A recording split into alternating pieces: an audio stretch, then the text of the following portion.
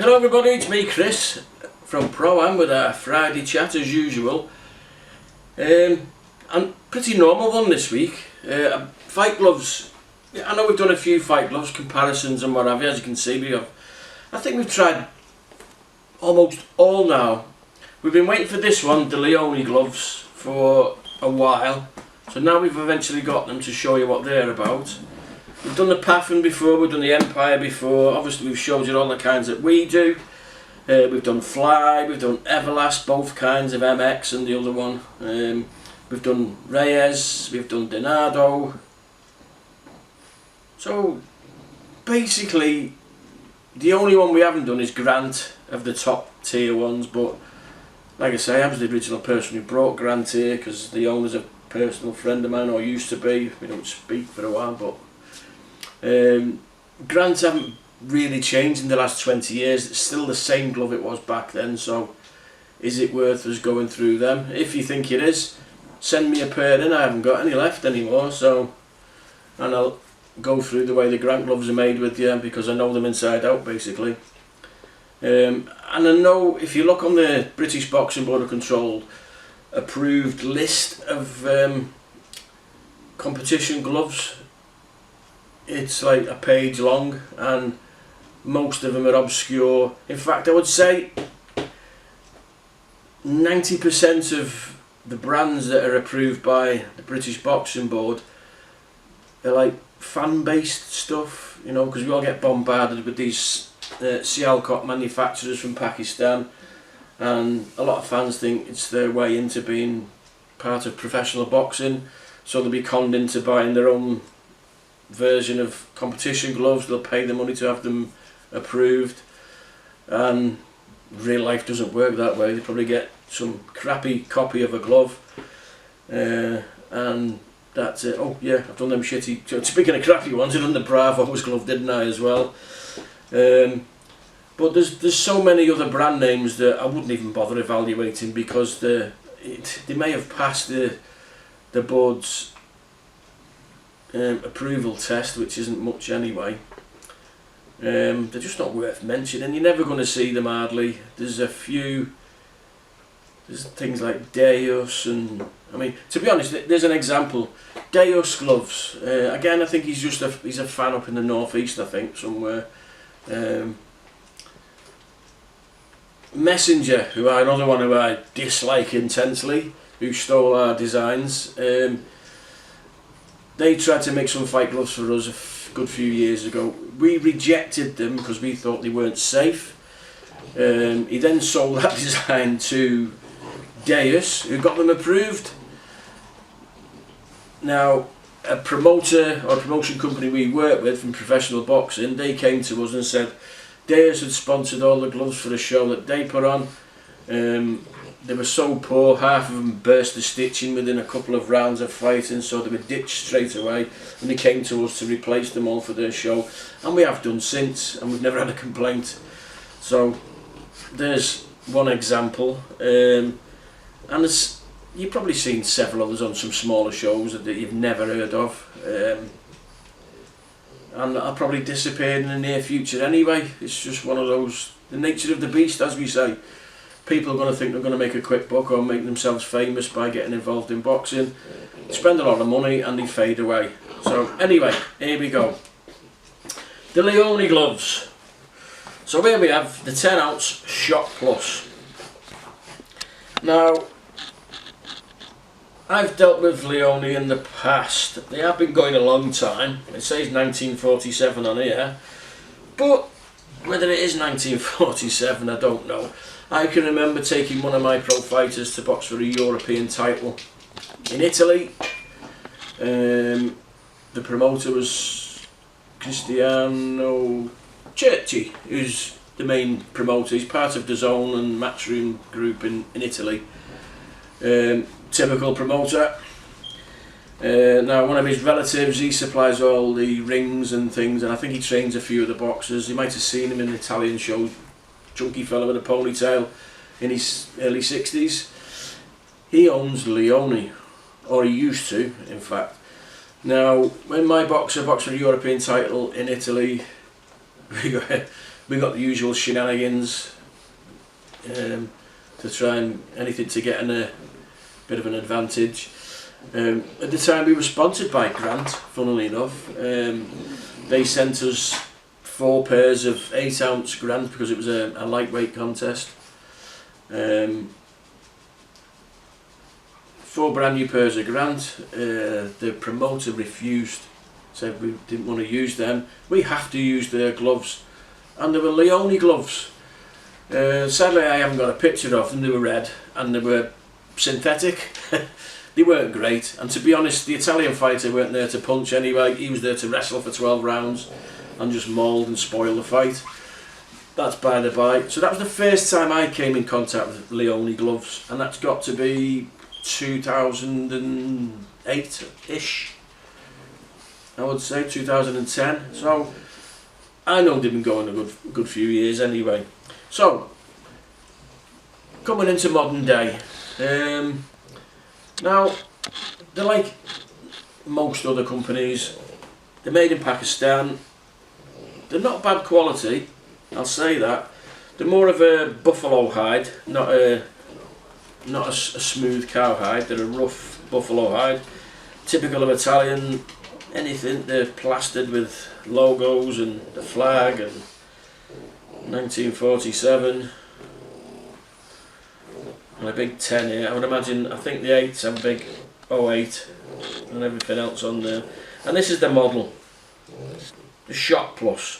Now I'll show you what they look like on. Now these actually belong to one of our boxers. They were given to him as a present. I'm not sure about you. There's plenty of room inside for hand wrapping. These are horsehair. Now typical of horsehair, you get this, when you make the fist you get this little crease here. Quite common, doesn't mean anything. It's soft, it's not sharp. There's quite a bit of room in the thumb, but they're very narrow. I'll compare them with other gloves in a minute.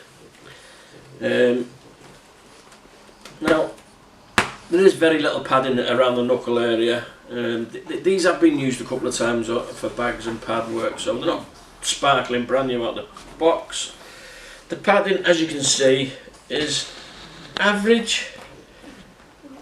It does seem thinner around the knuckle area, but it's like I say, it's well made, buffalo hide, horsehair padding.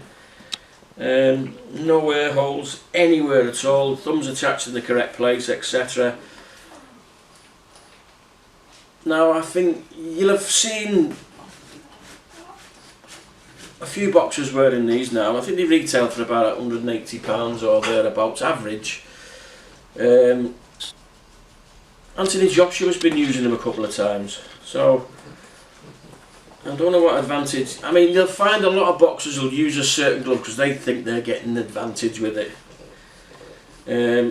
But at the end of the day, the other fellow's going to be using what he wants, and it could have less padding in for all I know, so it doesn't really matter either way, does it? At the very least option, he's going to wear the same as you anyway, so whatever. Now, when you compare this to other horsehair gloves, I would say these are made like our old horsehair glove, you know, the soft, just stuffed with horsehair. Very similar to the Empire, as you've seen before.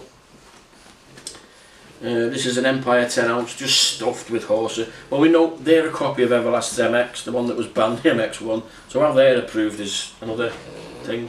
As I've shown you before, you get the horsehair inside, trapped between a little bit of foam to give it shape. These seem to be well padded. They're not as loosely padded as them or our older version. They're padded pretty uniformly all the way through. I mean, obviously it goes a bit thin on the knuckle. Now, if I put these next to, just say this is our 10-ounce glove, you can see they're very narrow.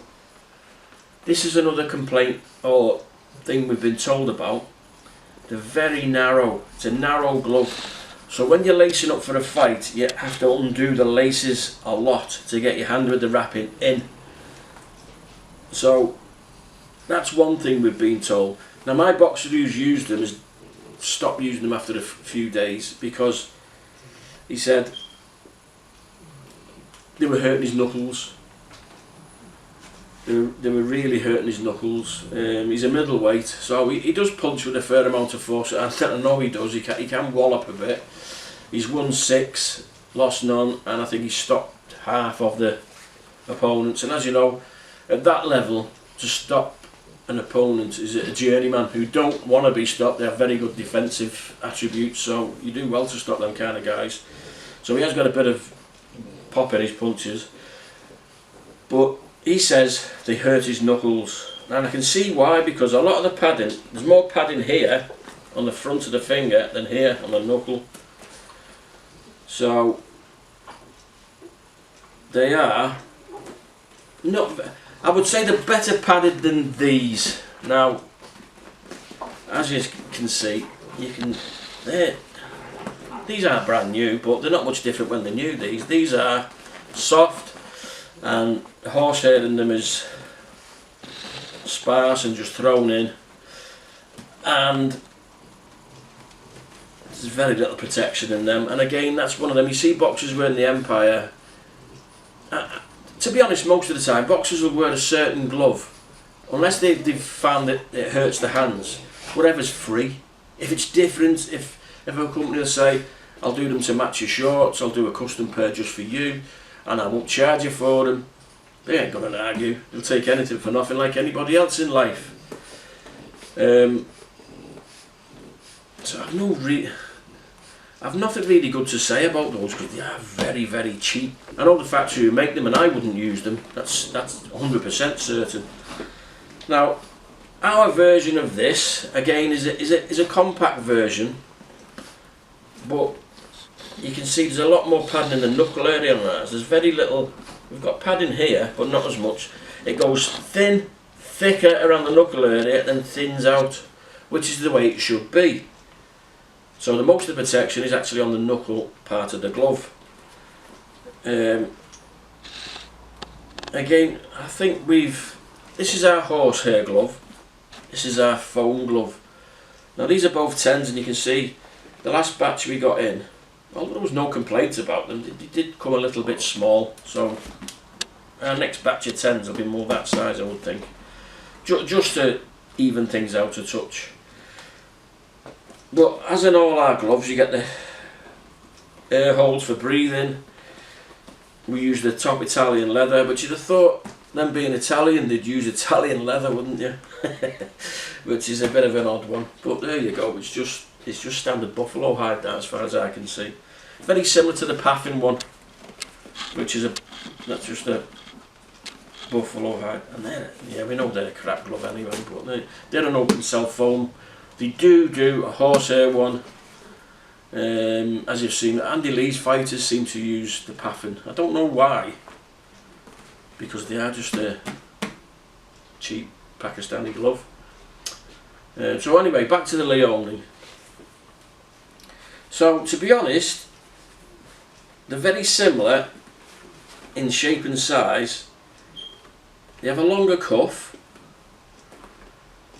very similar in shape and size to our horsehair glove, but as you can see, they're the old soft stuffed horsehair type thing, more like this than the way we have our mat of horsehair in these. So when you consider 180, I think these are around the same, they're around the same. When you go to like the Everlast, you're looking at 220s, 250s, Cleto Rays 250s, Fly 300 and 400 pound for some daft reason, and they've got no padding in. I think that's just a fashion statement, to be honest, that using Fly gloves, and there's no reason that you're not going to gain an advantage unless you land first, basically.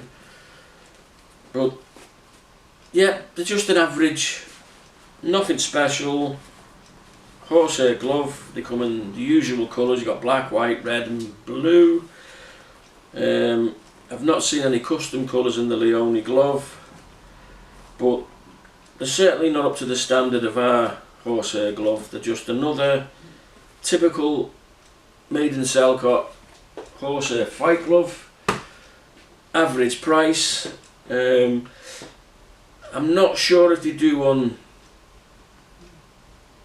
higher level. I don't think they do. I know they do some training gear that's like £300-400 for a pair of gloves, and it comes in a lovely box and all that stuff. That's probably where the extra expense comes in with the box. But there you have it, another average horsehair fight glove. Like I say, the only one prominent one we haven't done compared to is Grant, which is probably nearer to this anyway. I don't think have we done Winning? Winning again, they're a foam glove like the Grant and these, so it'd be good to. I can't remember if we've done the Winning. We have had Winning in the shop, so possibly I can't remember if we've done it or not. To be fair, I can't think of any other brand, major brand. I haven't done any of the Adidas approved fight gloves either, but I'm not over keen on them either, to be honest. They do that tilt, don't they? What nobody likes with the wrist. Like we've got the sparring gloves here. Nobody likes them. No, I've only ever seen sponsored boxers using them. And then again, they generally go for the Adistar, which is similar to this and this, like a stuffed horsehair glove. And the only other one that you see on TV that we've never bothered with is RDX, and yeah, you know why? They're just another, like I say, Alcott made glove, owned by a bedding family who've made the money doing bedding, I believe. It's just a lot of the RDX stuff. You'd have seen it in your own gyms. It is what it is. It's just cheap stuff. They're trying to flood the market with MMA and boxing gear. I think they've got IBA approved head guards and gloves, which nobody belongs to the IBA anymore, so why they've wasted the money doing that shows your inexperience in the market. The only thing I can tell you now is the weights of the gloves. Now, we'll go with our glove for a base. Now, we always like them to just over the thing, so they will be what we are, 10.3. So that's about average for a 10-ounce glove. So we'll go with the Leone glove. What are we on there? 9. So it's just under 9 ounces. That's not really. I'll just check the other one just in case. 10.1. So a bit of a fluctuation, a 9 ounce and a 10.1. Was it 9.8 that? Oh, sorry, that was 9.8. So they're both under. We'll try the Empire. Then these are 10s again.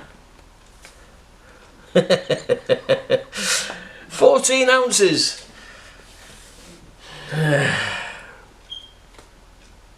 Yeah, Jamie, you need to sort your gloves out, mate. They're awful. 14 ounces. 14.2. They're a 10-ounce approved fight glove. So I know they're used, but they're not going to put that much on. So there you have it. Like as on most, they're all there and thereabouts. Here's the Paffin, 10.3, the same as ours. So I'll just check our foam one just to give you a good. There you go, 10.1. So ours are always there, just on it. Ours are always just on the weight, as you've just seen. The Leone, I've come up light, just under, which, to be honest, if you're going to test a glove as a governing body, you should ensure that they weigh thereabouts.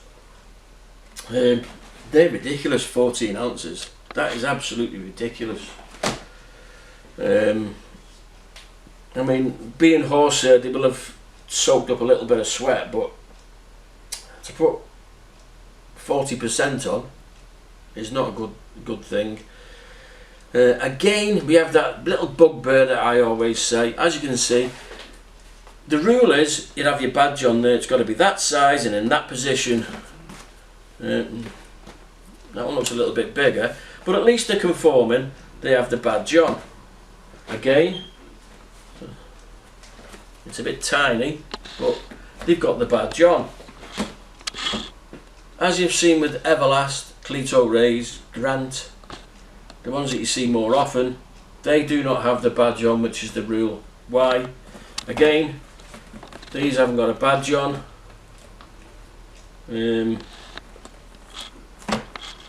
Just inconsistency by the board as usual, and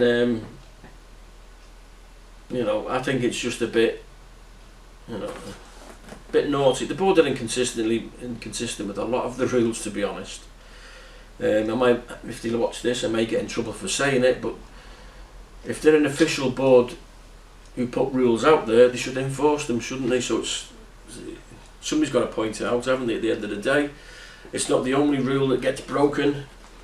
The actual ruling on the glove, I could read it off for if you like. It's got to be this size, it's got to be underneath the thumb in this area, it's got to be on every glove that is used. Unfortunately, a lot of the officials who are in charge of this kind of thing have never read a rule book, I don't think, because I have all sorts of strange stories coming back. Sometimes they may even dispute things with me. When I've been doing this 30 years, I know the rules inside and out for gloves, and how they should be made, and how they should be, and in every which way but you can think of. In the past, I've offered assistance and help, but they've refused. They don't want to talk to me about it, so I'll leave them to it. They keep making balls up, so it's their own problem, isn't it? I suppose at the end of the day, if you get knocked out and injured when a fighter's wearing gloves that aren't approved or haven't followed the rules, it's the board that are going to get sued, not me. So it's up to them. So there you have it. There's the Leone glove. If you have RDX, I may do the same thing. Grant, I may do the same thing. And anybody else you can think of, give us a shout. And I know there's no hitting the bag and showing you this. Like that's for the likes of Simon at Fit to Box. He does that. That's his thing. I don't want to encroach on what Simon does, give you the score, etc. I'm just telling you that a pretty glove, the thin, the padding hurts the knuckles, and they're underweight at the end of the day. What more can I tell you? Go to our website if you want a pair of 8 or a 10 ounce glove, or even a 10 ounce XL, which we do as well if you've got big hands. Buy them off us at www.prounboxing.co.uk and we'll get them out to you in 24 hours. And